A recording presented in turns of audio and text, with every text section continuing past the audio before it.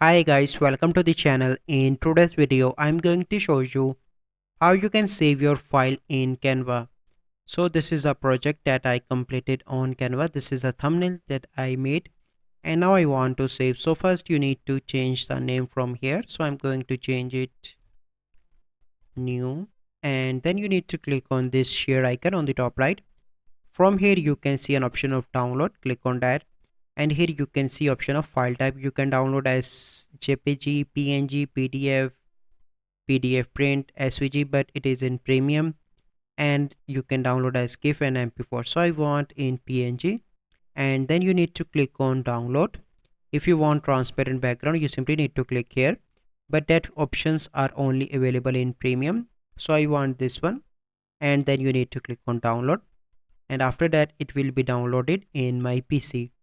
So this is the process how you can save your file in Canva.